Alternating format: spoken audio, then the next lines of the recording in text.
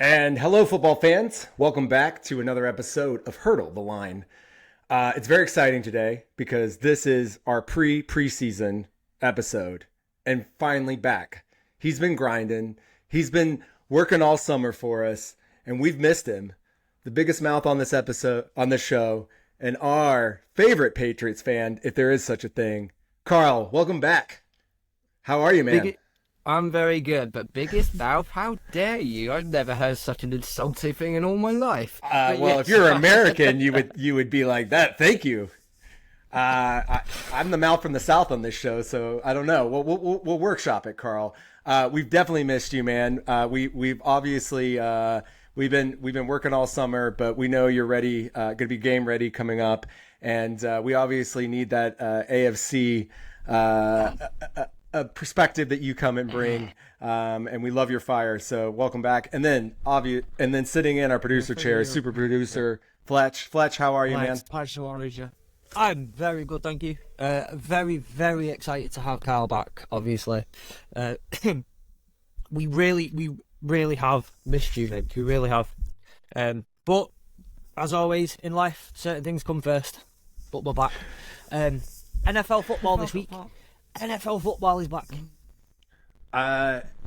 We could say there's a real, in quotation marks, game. There's the Hall of Fame game on Thursday it's the Chicago Bears versus the Texans. So we're going to maybe see a little Caleb Williams this week. Probably, I don't know. I wonder if the Texans will start any starters this week with CJ Stroud. But it's the first preseason game. It's always very exciting. And then I think... Are their games on Friday, Saturday, and Sunday this week, or is it that next weekend? Just one this week, and then full preseason starts next week. So hopefully next week there'll be fireworks between me and Sean, because the Lions are due to play the Giants. So you know what me and Sean are like. Oh yeah, not doing a watch. We got to get Sean back on, the gentle giant. Not doing a watch along for that at all. You can battle on Hurdle the Line. We'll see. As this is our preseason show, we are really just going to talk a lot about what's been going on in the NFL. And there has been a lot this week because as training camps start, there's a lot of deals getting done and there's a lot happening. So with this crew of three, we're going to go through the biggest news and tidbits and things, and we'll have some fun doing it. So I want to start us off. We're going to break the huddle, but the whole episode is going to be breaking the huddle. So there's talk that the NFL and the NFLPA are discussing adding an 18th game, which we know the owners have wanted for many, many years. We got a 17th game, 3 years ago, guys? Coming right out of COVID, yes. If I'm not mistaken. Yeah. Which, the odd game is kind of annoying. So I guess if we're going to go to 18, we can go back to people being 9-9, which I love those perfect 500. So, Fletch, what's your thoughts on this? Actually, no, I'm wrong. It was 2021. I only remember that because it was Dan Campbell's first season as head coach. Yeah. That it was, so 2021. So this is our fourth year of 16. 17, excuse me. Yeah, I've kind of, I don't know, I've kind of gone to and fro on the idea of being pro and against. As we all know, I do love a good fence to sit on. So my thought is obviously, look, the more regular season football, the more competitive football that we get to watch, great. Who doesn't want more competitive football? But at the same time, I can't help but shape that feeling of the squad depth guys who may not shine as well in practice, but will show quite well on tape in real game scenarios, who may not get the same amount of opportunities in preseason, because it will probably be a preseason game that gets kind of shuffled around for it, that may just not get quite that one extra opportunity that they would usually get to kind of showcase themselves in front of the head coaches and etc. So I think, it's great, more regular season football, but also I do feel for those depth guys who may not quite make a roster because they just don't get that one extra little opportunity to showcase themselves. Yeah, Karl, do you have any thoughts? No, I echo exactly what Fletcher said. The only way I can see an 18-game season would actually work is if you did stick a second bye week in there. Now, I know the NFL did try this. I believe it was the Houston Oilers final season in 1993, if I'm not mistaken, when they capitulated. And they did test out 2 bye weeks. I think they were 1-4 after week 5. They had their bye week, and then they went to face New England. They beat our backsides quite convincingly. I do remember that. So they did test 2 bye weeks during a 16-game season. Why they deviated away from that, I honestly don't know. My history's not that great. But I think if you are going to extend it to 18 games, put a second bye week in, for goodness sake, because that's how injuries happen. That's how fatigue happens. You're not going to get the best out of your players. Sure, you're going to get like your star players of your callbacks, like like your Patrick Mahomes, your Josh Allen's. They're still going to play at a ridiculously high level, but everybody else around might not be able to do that. Remember, this is not. This is not like polo or anything like that. This is NFL. It is a dangerous sport. It's so aggressive. Even though the rules have toned it down way, way, way too much for my liking, but it's still a contact sport. You still get hit hard, and yeah, injuries can happen at the best of times. Stick a second game in, second bye week in rather, and I think everyone will probably be on board with that. I don't know if you agree, Chapman. Well, I mean, I think we need to be honest. The reason why the NFL, and when I say that, the Shield is trying to get an 18th game is because of money. Every year we see more special games on. Now we've got 2 Black Friday games. We've got these special games are things they can sell on TV because the NFL is the biggest television show in America and one of the biggest in the world. And getting an 18th game creates more revenue. I think the players have resisted this only because, I don't know, there was something perfect about 16 games. It went from 12 for many years, and then with realignment in the early 90s, as you were talking about, Karl, we got the 16th game, and it's been that way for a while. I don't necessarily mind it, as you say, Karl, unless there's, and Fletch, if there's an extra bye in there. But I mean, geez, the season just starts getting really long. I think if the players end up accepting it because they are happy with it, then who am I to say anything? Like Fletch, as you've made a point, more football is great. But the one thing I've noticed, though, is, and this is something I think Bill Belichick rightfully understood early on, even 10 years ago, is like how September is kind of the preseason now. And granted, you want to win those games. You're not, but you're sort of figuring your team out more in that time than you were back when we had 2-a-days and there was a lot more practice. And obviously you were allowed to have contact then. So it'll be interesting. Also, as an American with records, 18 games means, we're going to see a lot of the records that have been around for years possibly fall because there's just more opportunity for players to get higher stats and touchdowns. But that's the nature of how sports progress. So it'll be interesting. Again, if the play... Go ahead. Sorry. So I was going to say, there's a couple more things in there for me that I saw from the discourse this week on social media, and I actually thought they were quite interesting points. So there were 3 things that the NFL would probably have to prepare for with the NFLPA. One of them was the extra bye week, which I fully agree with, and I think absolutely needed if that's going to be the case. Another thing was get ready to boost the cap size, because a lot more players will want a lot more money for playing an extra game every year. And potentially an increase in roster size as well. Because with those, even with an extra bye week, that's freak injuries can happen and take a player, as you've mentioned, Karl, at the best of times. This is a dangerous sport to play in. You can get hurt. We've seen a lot of the injuries come out of practices this week. These injuries can happen, and the number of games, one extra game doesn't necessarily make them. They make some of the avoidable injuries less likely, like your hams. They kind of rest your body. But if you take a big hit and tear your ACL, there's nothing an extra bye week can do to help you there. So potentially increasing roster sizes to get some better rotation in between the players. But it's the accumulation, Fletch. I mean, I think the thing is, like, over the season, that's the problem. You start at hopefully at 100% at the beginning of the season, and guys say that's why the healthiest teams tend to be teams that make it in the playoffs too, because that helps, like keeping your players around, not just devastating season-ending injuries, but like injuries that add up over time. But you're right, one game is probably not going to change that. But and all the things you've listed, those have been on the list of the NFLPA for years. I mean, they always want roster size bigger because that's more opportunities for people to get paid and players to be on teams. And I think the thing that's really interesting about the salary cap is the direct TV settlement that is going to come at some point, unless the NFL is able just to fight it for years and years. It's that could have it's not gonna, I don't think it's gonna shrink the salary, the cap, but I think it will. Maybe it could affect it for 1 year where it doesn't grow, kind of like what happened in COVID, and so we'll see. It's going to be really interesting. But I think we can move on. I'm just going to hit a couple of little things, and then we'll get into some more of the juicier stuff.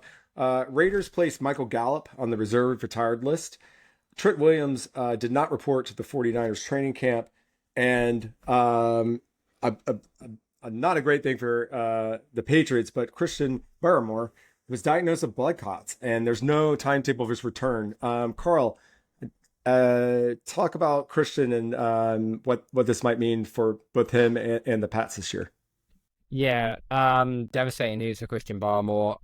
For anybody who has never seen an injury to do with blood clots, 2019, David Andrews, our starting center, he went down with blood clots in training camp, and he didn't play for that entire season. So this is something you can't really play on the fly and hope to God nothing happens.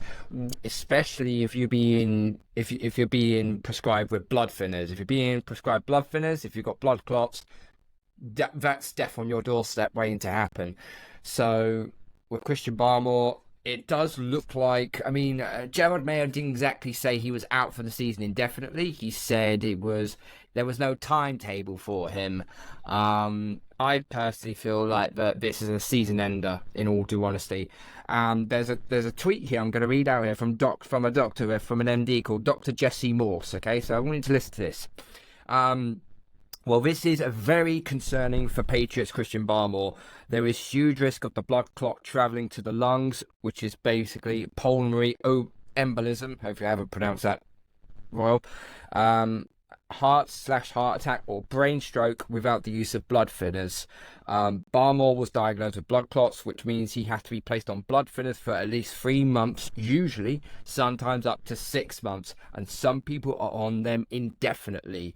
Players are not allowed to play while they are on blood thinners, as the risk of bleeding is astronomical. There is a good chance Barmore misses at least all of August, September and October, and this could potentially end his season. Huge loss for the Patriots. Unfortunate situation. So as we said, this is not something you can't just it's just a knock, it's fine, you can still go out and play in 2 weeks time or something. You have to monitor this so carefully.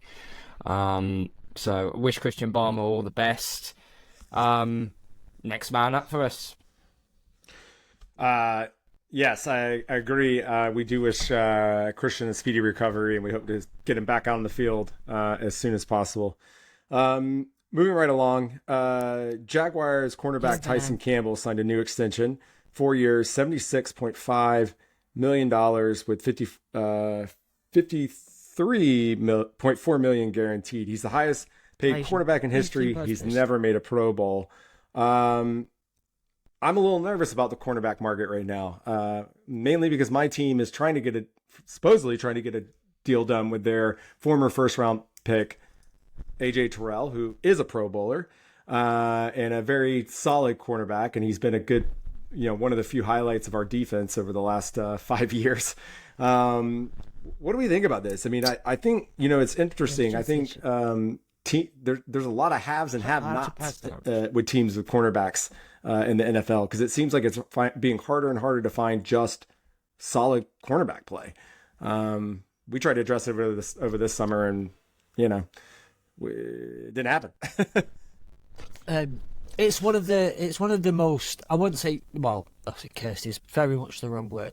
It's one of the hardest. It's growing increasingly harder to play positions in football because of the rules changing that consistently favour the offense, consistently favour receivers. It's an increasingly difficult position to play. So finding those who can play the position and play it very well until the next crop of young players come through who understand and are kind of learning under the rules that are already in place, they're going to be harder and harder to find. So yeah, it's always one of those things where I think we speak about it doesn't matter what position you kind of talk about in this sense.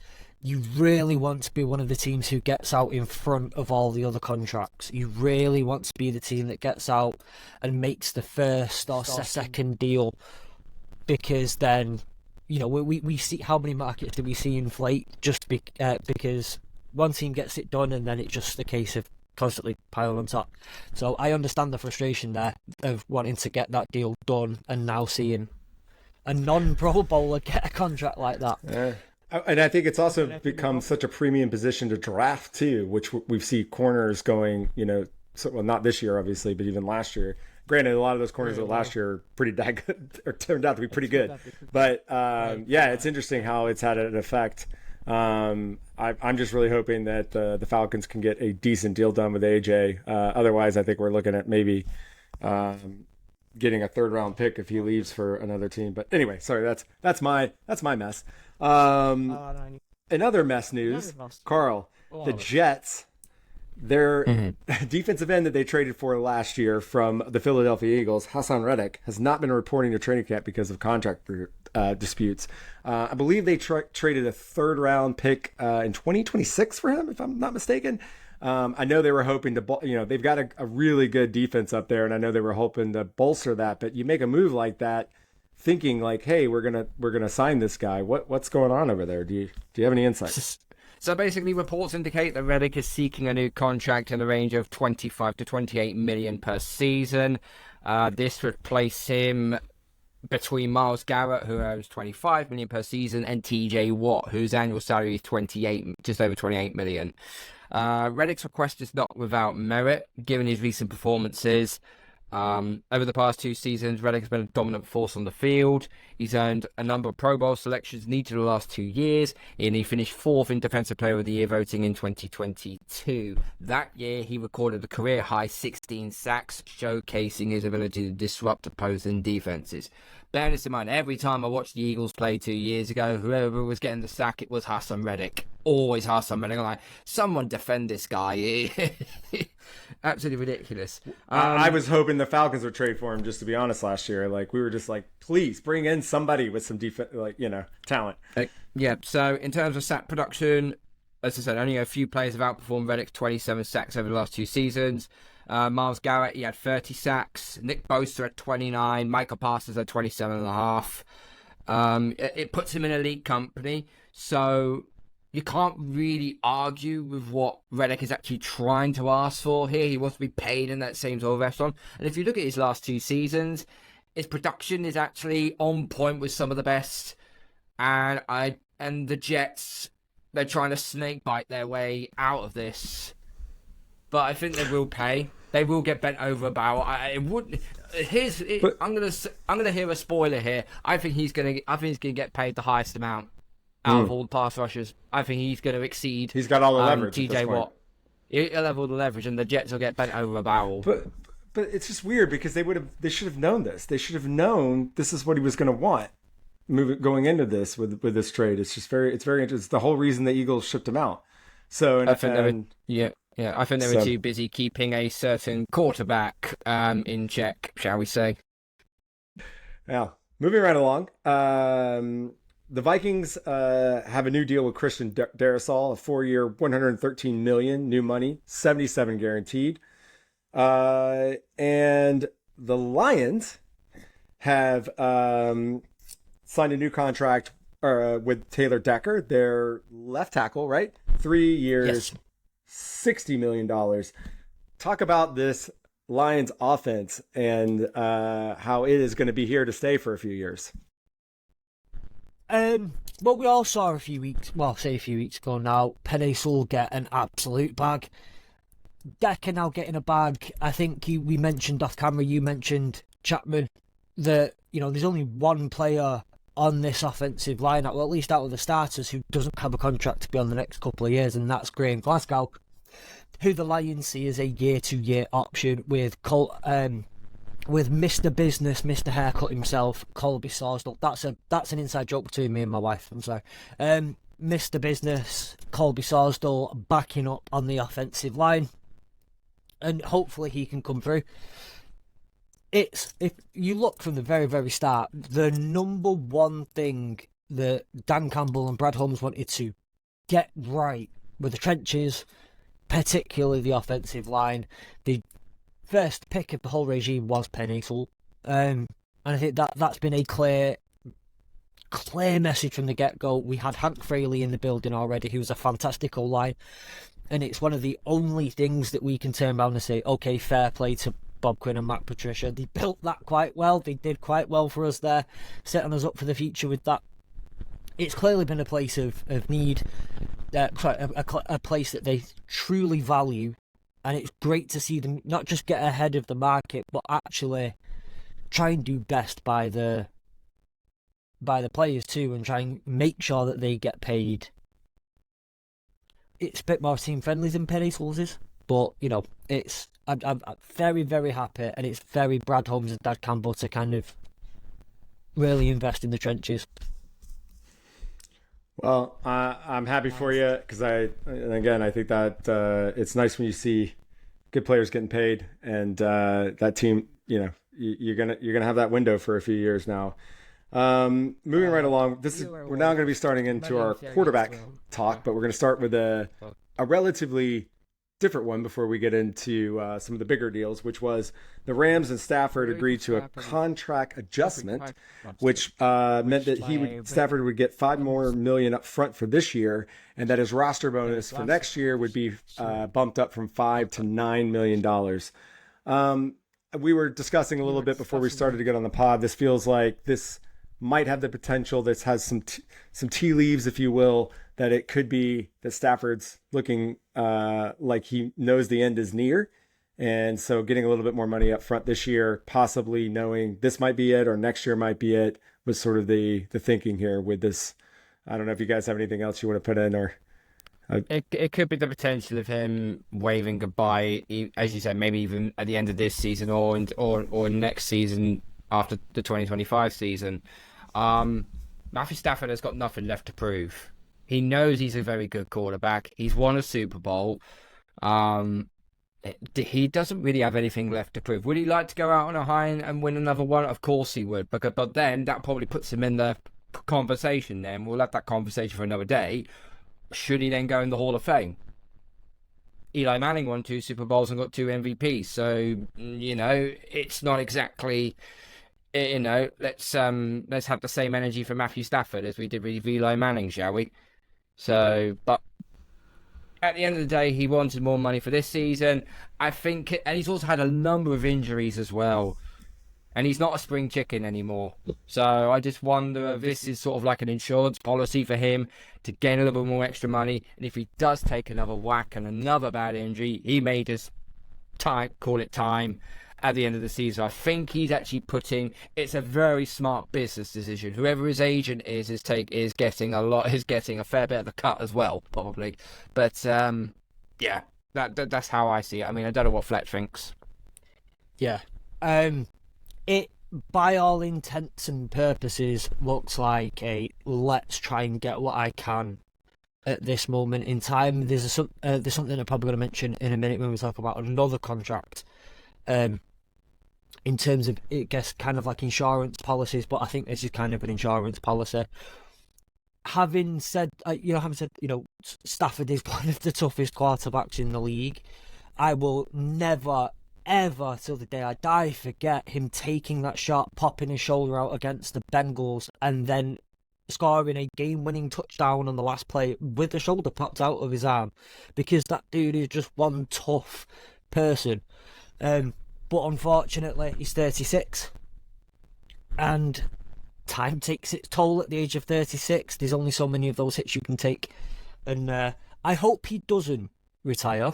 I really, really don't.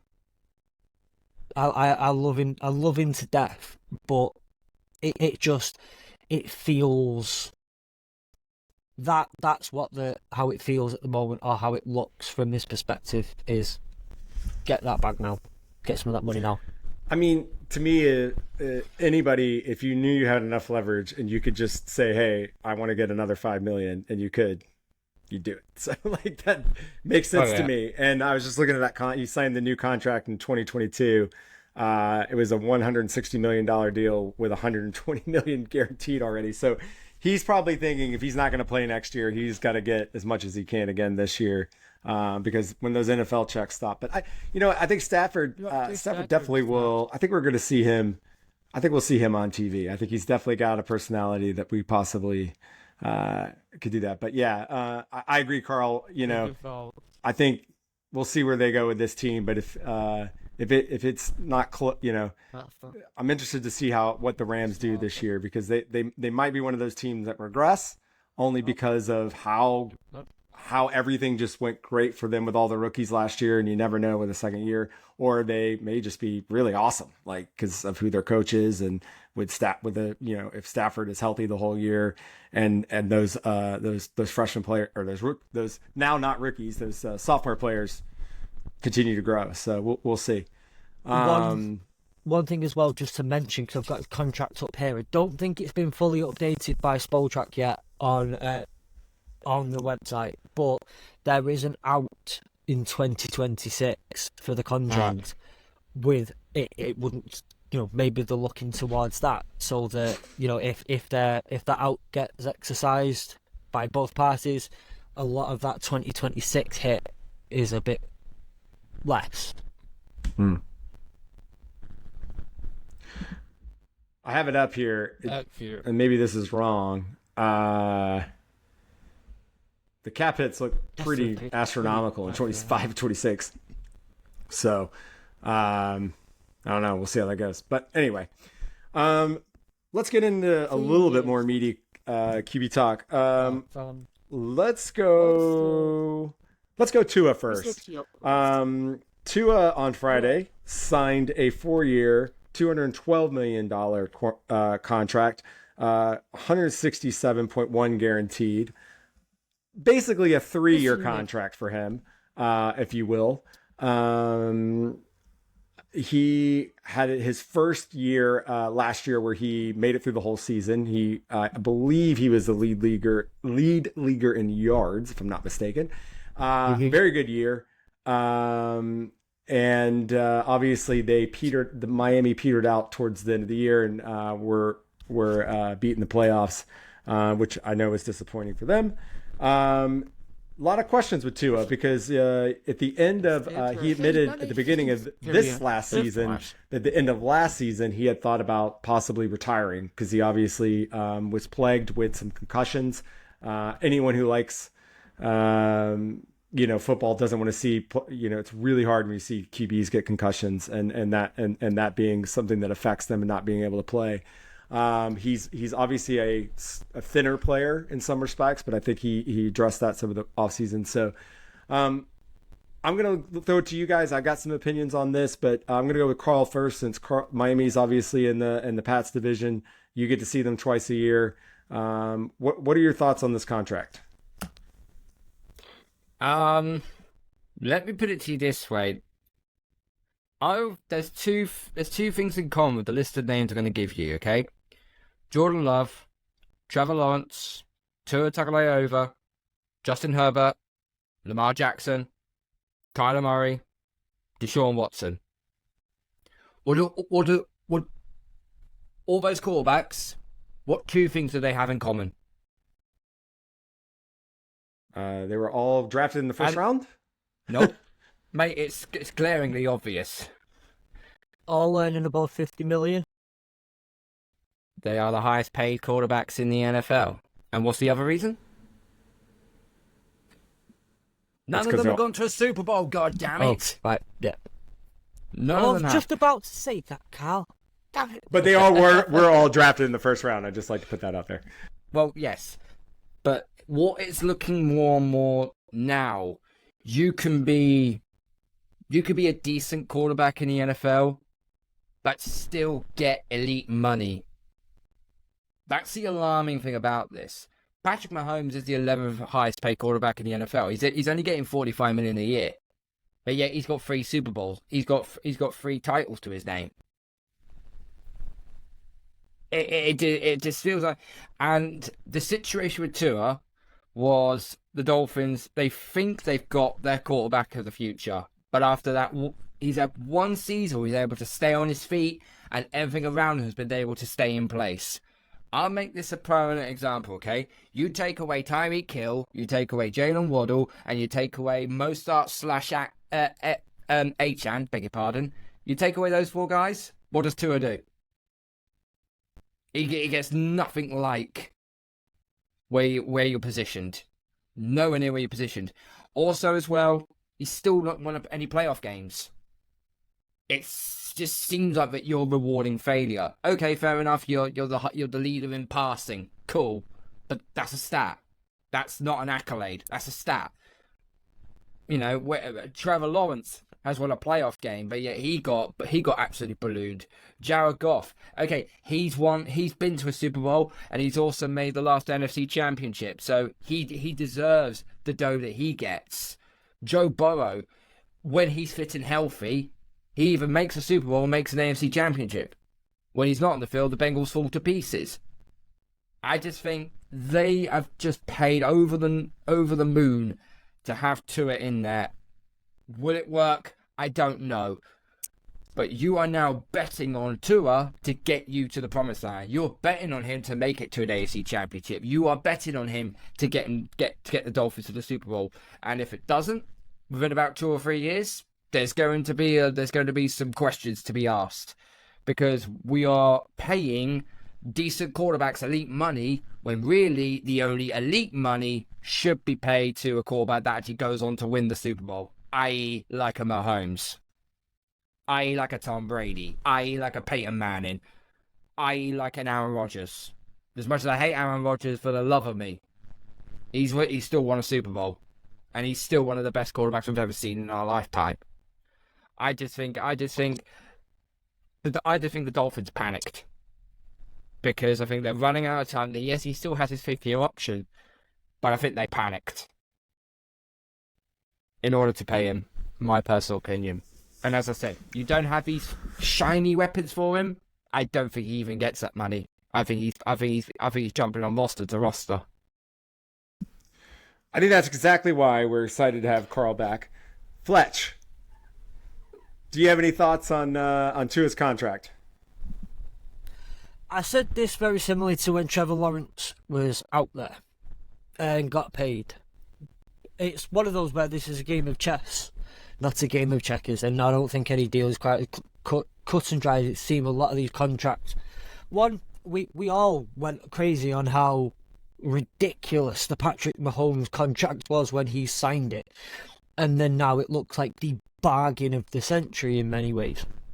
I think it's one of those things where if what you have in the building is worth more than the risk of taking that shot. I mean, what would they do? Go into the draft again? Are they going to go into the draft next year? Because with Tua, with Tyreek, with Jalen Waddle, with Achane, with the defense that they've got, I know we spoke last week about potentially the defense not quite being at where it probably should be. You've not got a very high pick in next year's draft. The quarterback class, who've you got? Carson Beck, Quinn Ewers, Shador Sanders. Who else after that? Chances are, if anything happens like this year's draft, those will all be gone by the top 8-10 picks. Probably not. But this is not the greatest year coming up for quarterbacks. So your quarterback of the future is not going to come this year, next year. Then what do you do next season? If you've not got Tua in the building, you've not got the quarterback of the future, where are you then? You're taking in Sam Darnold on a daft contract, or whoever the current pillar to post person is. It's a game of chess, not checkers. And at the end of the day, taking the shot on Tua at a contract that in 2 years' time may crack top 5 is better than, I guess, taking the let's potentially go for Shadar Sanders next year or Quinn Ewers option, in my personal opinion. So, well, I get it. So I get kind of the where you're at with it, Karl. I'd probably feel the same if it was in my division too, but kind of looking at it from a slightly different angle, I get. If you want to put a comparison to the other side, look at the San Francisco 49ers. You know, they haven't need to pay Brock Purdy yet. They've been paying the offensive line, they've been paying the receivers, they've been they've paid the defensive linemen. They've literally paid pretty much off their roster without needing to pay their quarterback. Yet their quarterback helped them towards going back to the Super Bowl last season. So that kind of is where I'm going about it. The quarterback is actually still decent, but you actually need to get to there. Okay, you didn't win the Super Bowl, but you still got there. That is still, it's still a good feat to have as a career as a quarterback. But when you've only had one good season and not won any playoff games, I'm sorry, but I kind of feel like I would probably say I'd give you another extension, like maybe a year or 2 years extension, but I need to see some more. It's, you know what the term the NFL is? It's not what have you done, it's what have you done for me lately. I'm actually and the Dolphins have got the, and the Dolphins have, and the Dolphins. Well, he just led the league in passing, but let me talk. Let's talk through this just a little bit, and I think you guys have made some really good points, and I just want to kind of go through this. And as somebody who's a part of the elder statesman group of Herd of the Line, one thing I will say, look, right now it's weird because before Tom Brady and now with Patrick Mahomes, there wasn't such a chokehold on the amount of Super Bowls that somebody could win, right? There was a lot, yes, Montana had his 4, but then, you had Elway have 2, you had Steve Young got 1, you had, it popped around. It's not been, the modern NFL, let's say from 2000 on, it's a little weird and literally only one, so I think measuring if you could win Super Bowls, can you win the Super Bowl, not if you did. And I think that's a better approach. And I think Miami internally has looked at this and said, look, they had Teddy Bridgewater play some games for them. And if everything was so easy because we've got Tyreek Hill and because we got Waddle and we have this amazing coach, Bridgewater wasn't amazing for them. And that offense did not play as well that it did with Tua. Now, the health thing is the biggest concern, Karl. So I absolutely agree with you that. And that's a big bet for them. But I still think looking at this deal, it's really a 3 years. Yes, you're probably betting against, you're probably thinking, look, if we have to cut Tua or we have to break ways with Tua after 3 years and we got to eat the cap for whatever the other two, the cap's going to go up enough that we're going to be okay. Because that's essentially what we kind of did with Kirk Cousins, whereas really Kirk Cousins has got a 2-year deal, 45 each year. And if we eat a little bit of the cap on the ends of years, it's like 20 million. It's like in today's NFL, you know what I mean? So it's sort of a math game that way. The only thing I'll add to that is that the only way I see the Dolphins ever reaching a Super Bowl is if they get home field advantage. Are they better than KC? Are they better than Buffalo? Are they better than Cincinnati? Are they better than Houston? Absolutely. Because they're your 4 division leaders right there. So they're going to have to play a wild card game. What happened when the Dolphins played the Chiefs in the frozen cold tundra? They got found out badly. Yeah, but that was also one of the coldest games in the history of the NFL, and they also had major hits on their defensive. And so again, I'm not making excuses for them, but I don't think they're winning that game. But they're not playing as poorly as they did.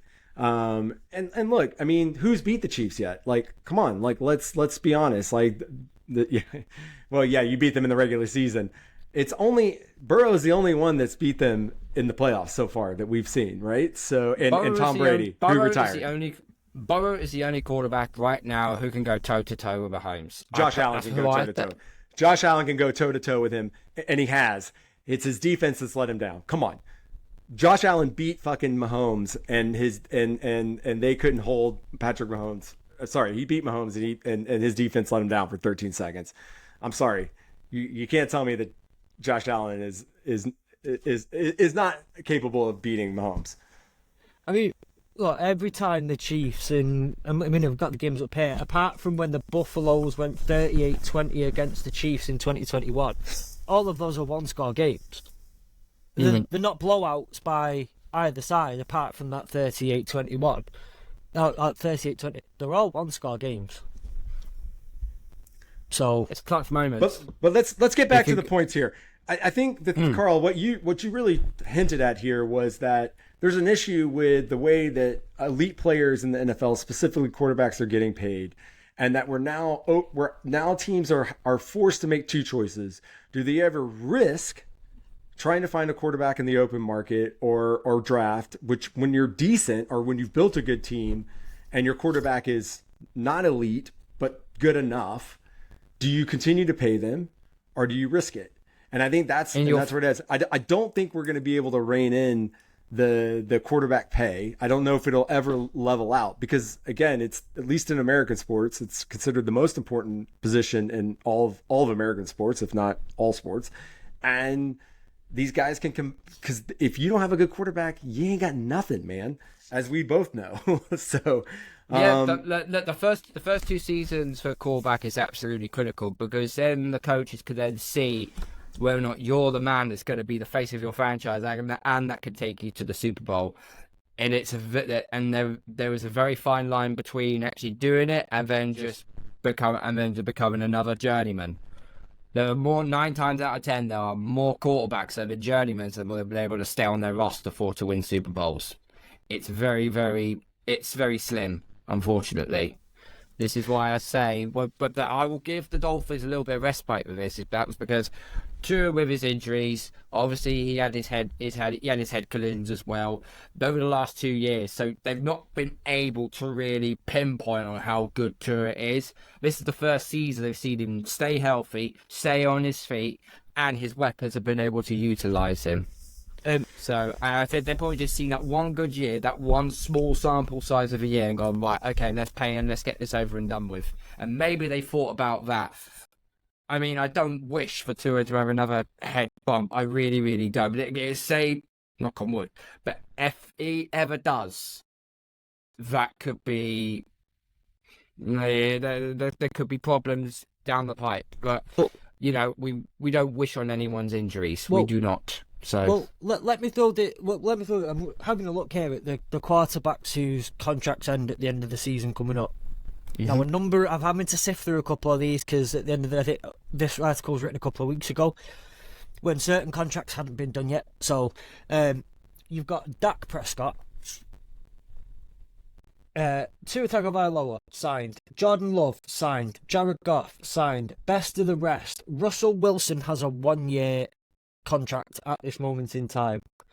Sam Darnold and Drew Lock. So next season you're looking at this moment in time, Dak Prescott, Russell Wilson, Sam Darnold and Drew Lock. If Pittsburgh let Russell Wilson walk, he's probably had a bad year.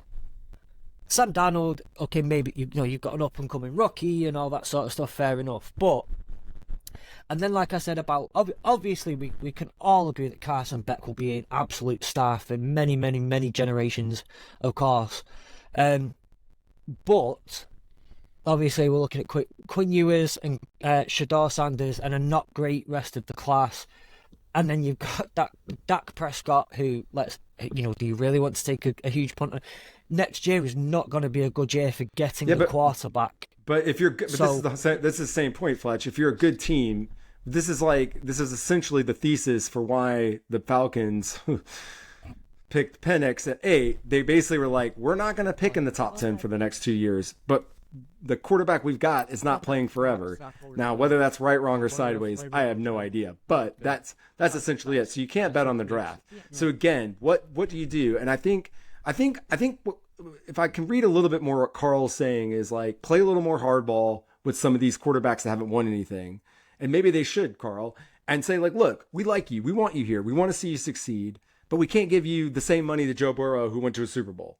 We can't give you because you haven't done it. But like, let's figure out a deal where, hey, we can award you. But if you're thinking, if you're the quarterback, all you want is as much money as you can get upfront guaranteed. That's all you're thinking about. So you're willing, and again, so it's that rock in the hard place. Let's move on, just because this is going to open up the conversation even more, because I think it's even more interesting because Jordan Love sat on the bench for 3 years, and he played some games. He came in last year, it was his first full year as a starter. His first few games were not great, but his last, let's say 8 or 9 games were really good. He won the playoffs, played awesome, beat the Cowboys.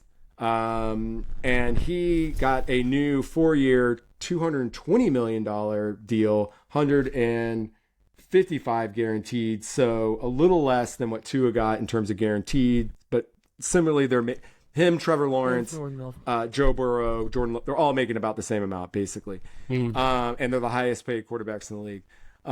Jordan Love's a more interesting case because Jordan Love's sample size is still just 1 year, whereas we've had a couple of years of Tua, despite injuries. And half the season he wasn't amazing. He's figured things out, but he obviously ended things on a really good. He sat behind one of the greatest quarterbacks of his generation, Aaron Rodgers, for the last few years.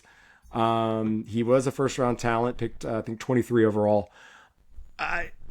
It's a real interesting. Before we start, I was going to say last year what they did, instead of signing the 5th-year option, what they did is they did a 2-year extension deal with him, or they just did a 2-year deal with him. I can't remember exactly what it was, but it was sort of a first of its kind where they got him sort of under a good deal for 2 years, which I think Karl sort of speaks to sort of what we've been talking about is like, why is there not more of this? But I guess his people were like, we've earned this money now. We went to the playoffs. You want a wild card round game? Give me the bag. Yeah. As you said, it seems like the Packers, they've got away with murder for the second time now, because they did this with Aaron Rodgers. When they drafted Aaron Rodgers, they made him sit behind Brett Favre for, as you said, 3 years. And then when Brett Favre went to do his retirement tour, Rodgers took hold of the starting position. And what did he do? Goes and wins the Super Bowl. And it just seems like they've done it again. When they drafted Jordan Love, everyone was laughing. Everyone was laughing because the Packers at the time, they needed so many holes. They needed a wide receiver. They needed defensive linemen. They needed someone in the secondary. They needed men at the first round pick spot. And they decided to take Jordan Love. And if you've ever watched YouTube channel Tom Grossi, his reaction just said it all. Fast forward up till now, and they've basically done what they did to Aaron Rodgers. They sat behind Rodgers for 3 years, wait until he went to New York. Then they brought Love in on his 4th year. And the first few games, yes, he was a little bit out of sorts, but it will take you a few games to get accustomed to full speed NFL level. But as soon as he got to grips with it, he just absolutely took the ball and ran with it, or should say throw it more than anything. And to be honest with you, if he didn't beat Dallas, I said, no, you're still not worth the money. You're going into your 5th-year option. But I think the Packers, they must have known over that 3 years, whilst learning, goes, this kid's getting better and better and better. Once we see him on that field in a proper NFL game, everyone's going to see, wow, that was the greatest decision we could possibly make. Karl, I have to say though, as with Tua has gotten better every other year, and they've had him in the building for almost 4 years too. And yes, he didn't win a playoff game, so I think that's the knock again. But he did play the Super Bowl champion Chiefs, so let's give him that. But so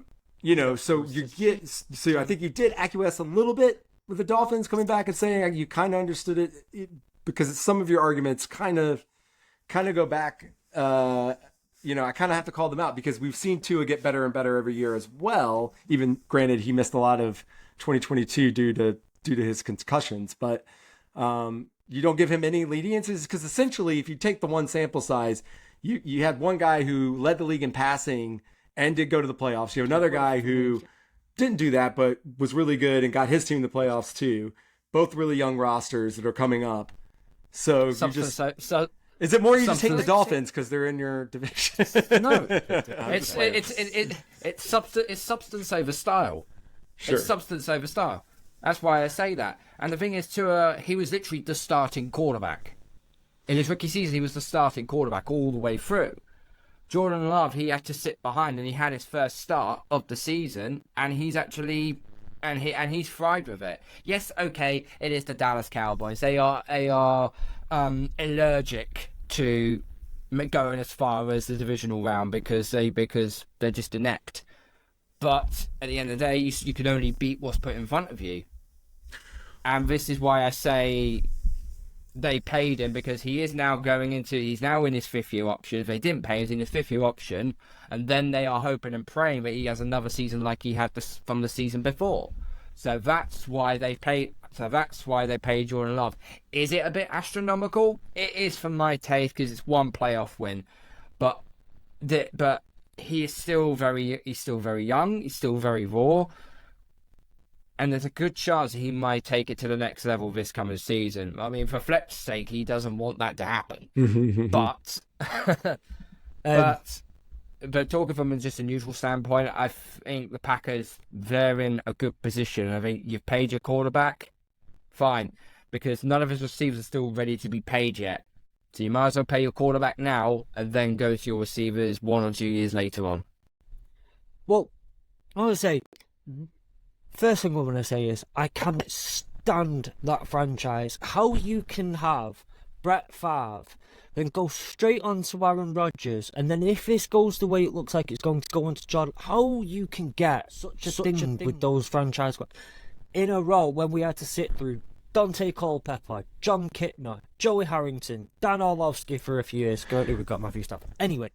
I love you, Fletch, but this isn't the let's exercise NFC North Demons pod. We can do that on another app. Don't mention Orlovsky. All I remember of Orlovsky is him stepping out the back of the end zone. I got a year of Joey Harrington too, thanks to you guys. So you're welcome. But I'm going to say to the actual point that I kind of want to make is again similar to the point I wanted to make with Tua, is where I kind of was leaving off was, you don't know what next year is going to look like. That market at this moment in time looks to be a very, very down year.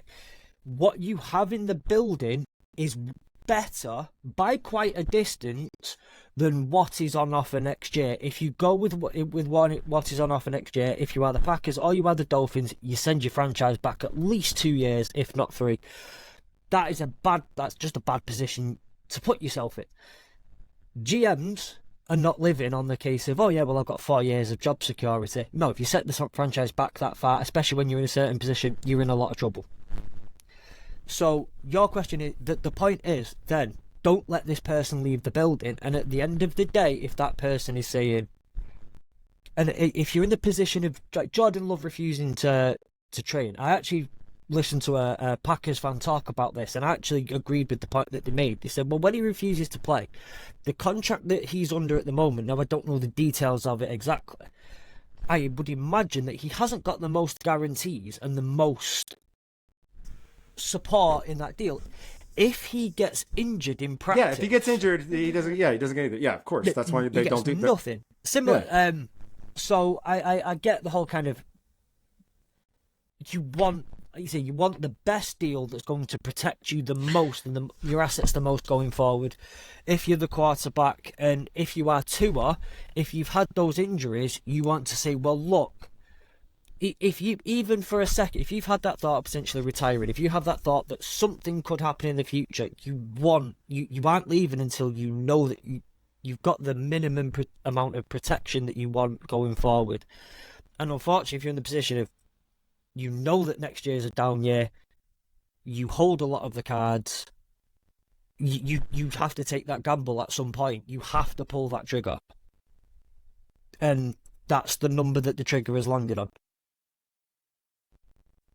Yeah. Well, I just think it's the economics of the time, too. You got to, it's funny you bring that up because I remember when I was growing up and that we didn't have, this is right before we had like all the mass media and more, and there, in the infusion, I'd say like probably around the year 2000 when I was in college and stuff, when there was more players on ESPN and stuff. And I remember growing up in the 90s and they would like talk about in the newspaper, like they would demonize the players that would hold out. because like, thinking about like, hey man, and it was like, oh, greedy players, like, oh yeah, that was like total PR for the owners. Like that's all that was, PR for the, and now we're like, you come back around and you're like, no, if a player's good, I want him to get as much as he can, but I also still want him to play at the end of the day. Anyway, I think this is an interesting conversation. I think we should end on just maybe a little bit touching on the fact that the deal for Dak didn't get done.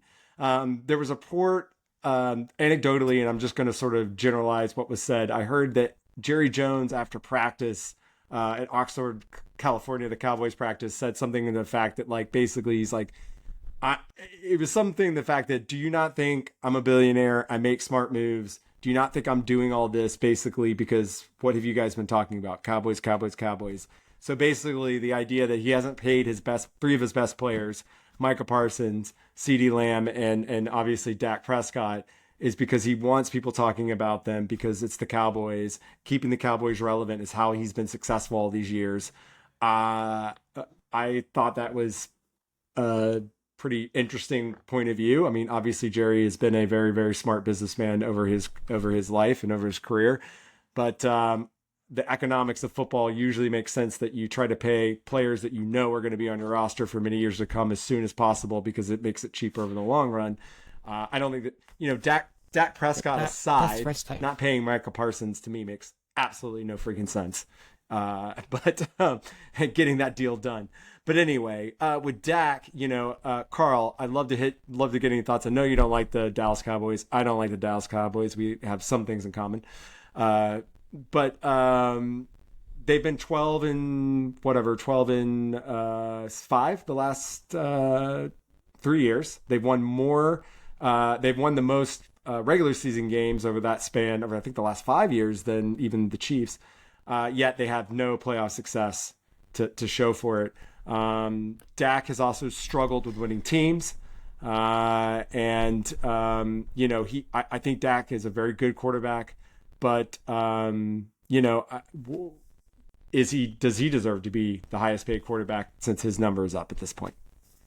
No. Straightforward answer, no. His playoff record is 2-5. It's not like he's going into his second or third year. It's like his 8th or 9th year, I believe, now. And you've only got 2 playoff wins to show for your efforts.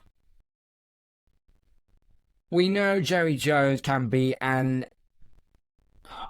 isn't really. I can't really say any negative adjectives on the podcast to get cancelled. So I'm just going to have to say, everyone thinks he's a billowing old man.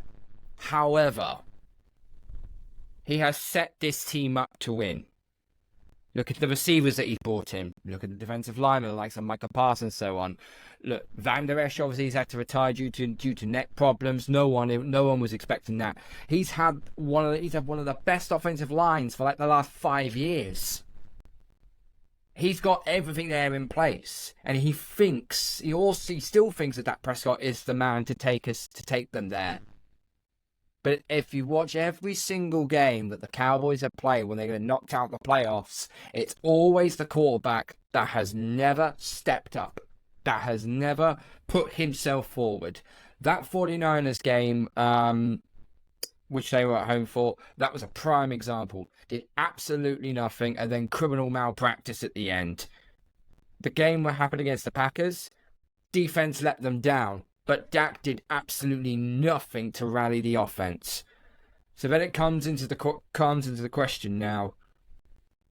Is CeeDee Lamb a top receiver? Yes. Is Micah Parsons one of the best linebackers in the game? Absolutely. Have they still got one of the best offensive lines in the game? They probably still have. But do they have the quarterback in its position? No, they don't. They haven't made an NFC championship since 1995, when I was 4 years old. It's been a long, long, long time. And Prescott's not the way forward. When he got paid stupid amount of money, this was basically Jerry Jones resetting the market. And he's not the guy. He's not the guy. He said in an interview that he will bet on himself. Basically saying that I can go to another franchise and go and do greater things there.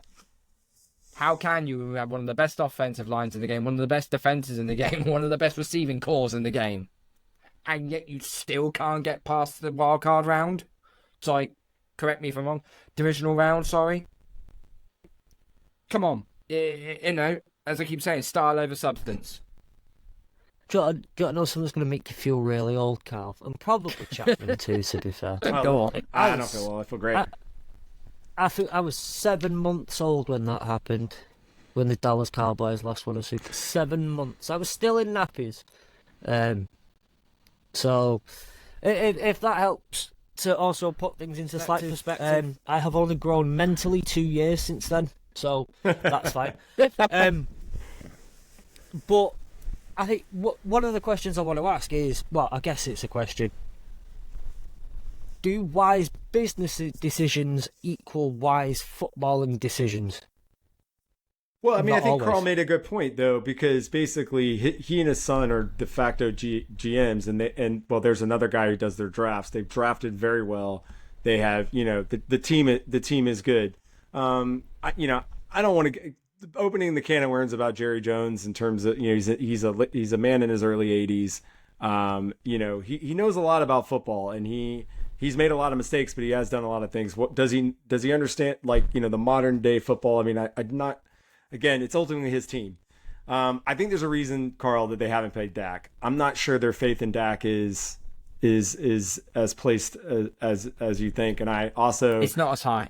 yeah, it's not as high. And if Dak wants to go be the highest paid player somewhere like Vegas or something like that, then I think. But here's the thing though, Dak needs everything right to go around him. Also say this as well: when you take the ball out of Dak Prescott's hands, Cowboys win their games.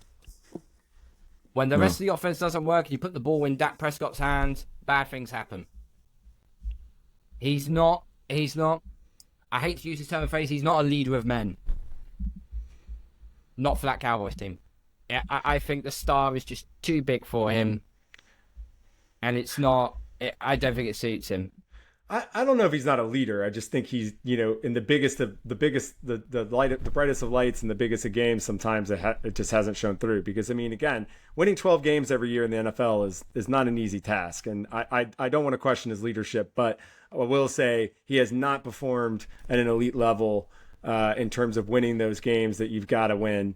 And I think when it comes to best of the best, it's also though a different type of pressure. Like when you're the franchise. Oh, sorry. Go ahead. No, when you're the franchise quarterback for your team, that's pressure in its own. When you're quarterbacking for the Dallas Cowboys, that is America's team. That's a whole different type of pressure you are building. You are dealing with there, because the whole country is just assembled with the Dallas Cowboys, and it's a different type of atmosphere, different type of pressure. Because if you get it right, everyone loves you. But the minute you get it wrong, it comes down on you like a ton of bricks. I'm just going to say this really quick. And this is anecdotal. Fans, listeners of the pod, please chime in on Twitter and let me know what you think about this. But I think the days of the Dallas Cowboys being the America's team is long gone. I think they've got more fans than anybody possibly, but I think the Patriots may have gained on them over the last 20 years, just because people love winners, and kids growing up love to, it's like me when I was growing up, I loved rooting for Joe, even though I wasn't a 49ers fan, I liked rooting for Joe Montana, because why? You won a lot of Super Bowls. Same thing with the, but granted, I didn't watch the Super Bowls in the 80s because I was in nappies as well. But anyway, so I just had to get that in there. But I love the way you hear when you say the word nappies. Then I'm sorry. No, it's gross. I've never said it in my life. I've also never cussed on the pod before, and I'm also very disappointed in myself earlier. But what I was going to say is, no, I get what you're saying, Karl. There is an expectation as the Dallas Cowboys quarterback, just because of the mystique of it over many generations. That I agree, and they expect excellence, and they haven't gotten it, but. It'll be interesting to see how that goes. Just a few more little tidbits here, moving away from our quarterback conversation. I noticed that we had the Madden ratings drop recently, and Fletch, being our resident Madden lover. Karl, I think you like some Madden, don't you? Oh, you're on mute.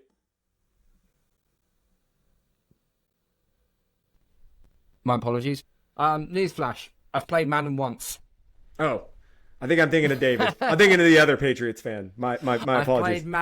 I've played Madden once. My friend, it was for the Super Bowl party. My friend bought his Xbox and there was all of our fantasy league was round as well.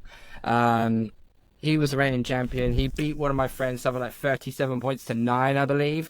And I said, "Go on, give the newbie then." I was, "Oh, fine, I'll have a go." He beat me 30-27. Not bad for my first effort. It's not bad, not bad. Fletch, were there any ratings that popped out that were exciting? Any Madden news? I tell you what, well, I know we've seen one in the group chat.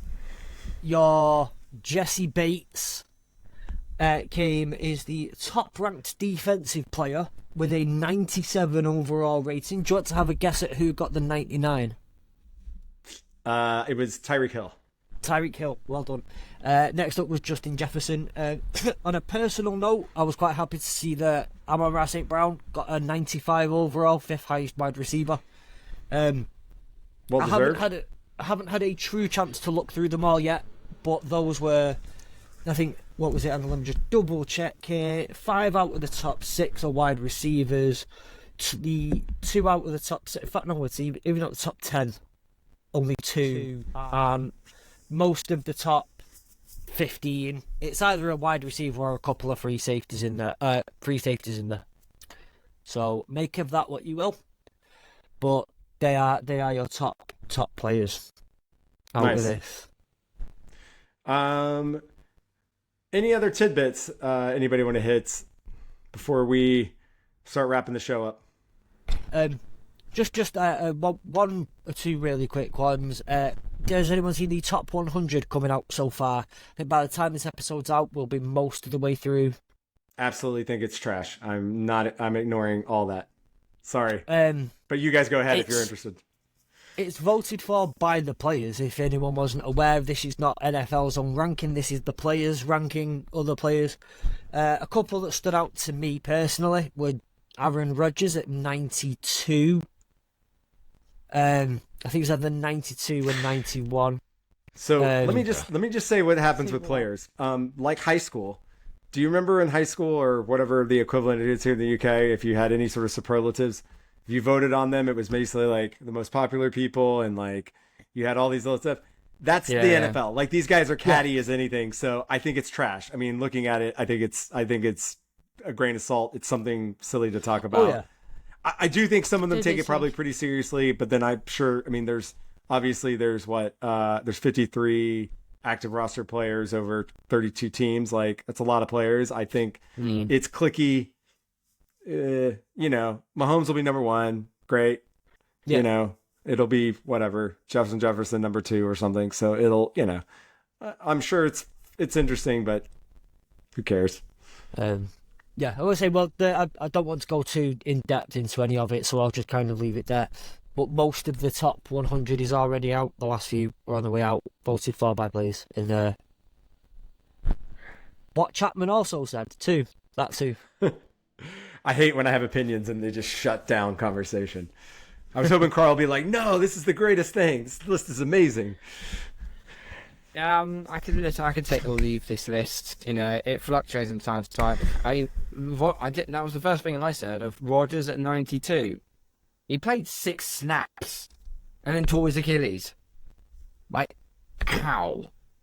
I don't get it. But as you said, Chapman, it's basically a very catchy way of the NFL doing things for the players. No, I'm not saying. No, I think it's fun that they do it for them, but I also say like take it all with a grain of salt because I can tell you, there's players that hate other players and they're not voting for them, or there's players that everyone just sort of likes and whatever. So it's it is probably it's a soap opera. I always say the NFL is the biggest soap opera for men that there is. So, I just want to recap. So last week we did our 7-on-7 offensive draft, and at the end we had Sam, who was really against the majority, I would say, of our voters at Hurdle the Line about taking Lamar Jackson as a flex player, which was my idea. He also wanted to make sure Mark Andrews was the tight end. So I suggested for the flex that we put up a little poll to see. He wanted Jamar Chase, who I also thought was a great player, but one in the wide receiver category. But whatever. And the results of the poll, Fletch, do you want to give us those results? Yes. So it went over Twitter, Facebook, and Instagram.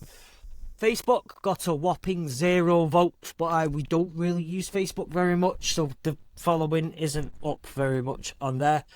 Instagram and Twitter also relieved an overwhelming 23 votes between them, which I would imagine a couple of those crossover, but we can't see who voted on Twitter or Instagram. Sam was making burner accounts. That's all I'm saying. Yeah. On Twitter, the total, Lamar received a total of 9 votes. Jamar Chase received a total of 6. On Instagram, Lamar Jackson received a total of 1. And Jamar Chase received a total of 7. That puts Lamar Jackson at 10, Jamar at 13 overall, and Jamar Chase walking away as the winner of that one. So Jamar Chase is the flex player. Congratulations to Sam.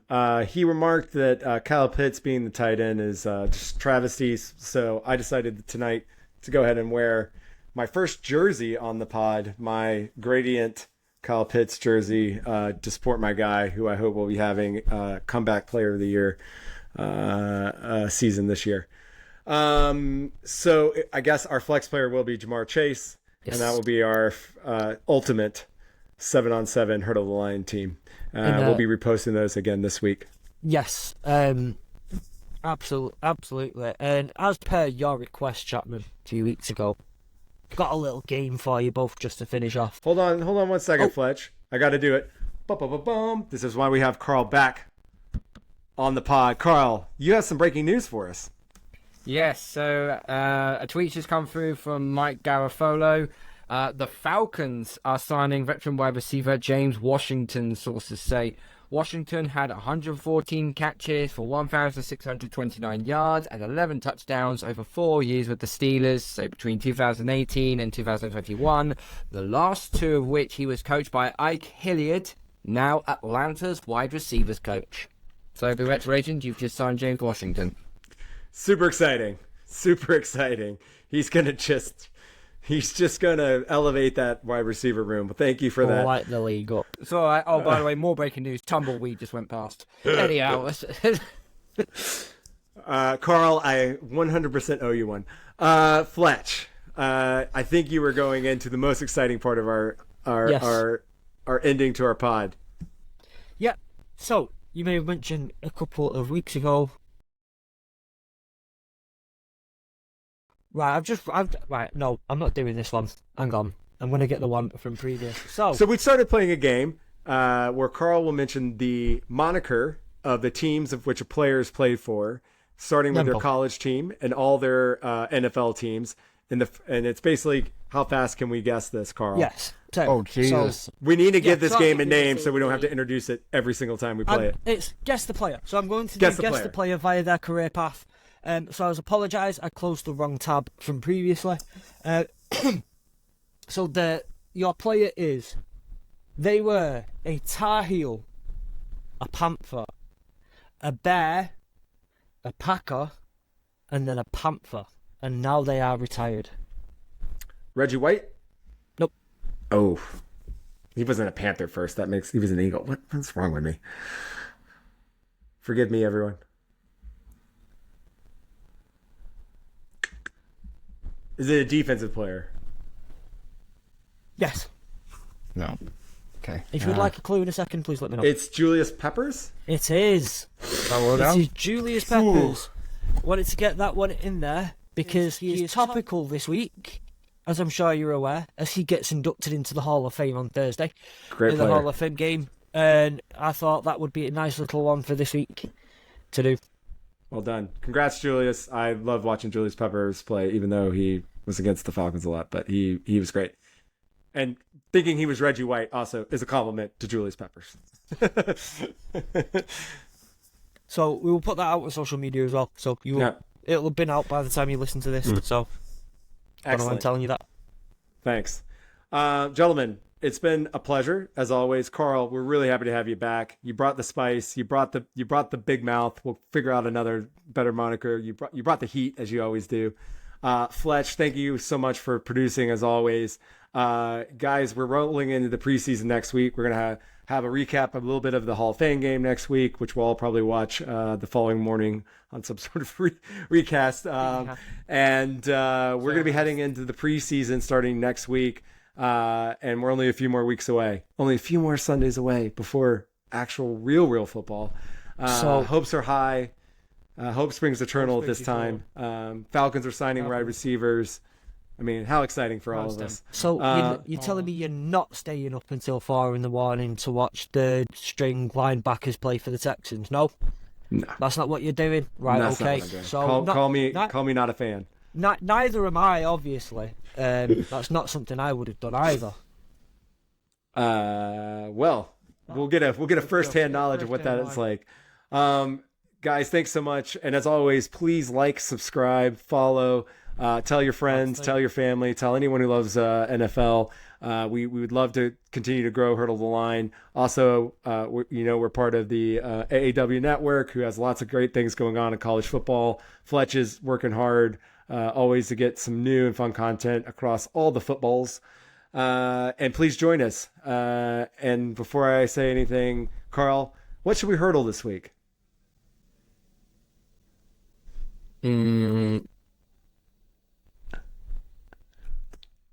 And we're gonna hurdle that Karl this week. Fletch has something. I think we should hurdle that golden jacket as hurdle we head that golden into the jacket. Hall of Fame game. Yeah. Go USA Olympics. Go Great Britain Olympics. Whatever that means. Team GB. Take care, everybody, and we'll see you next week. We're out.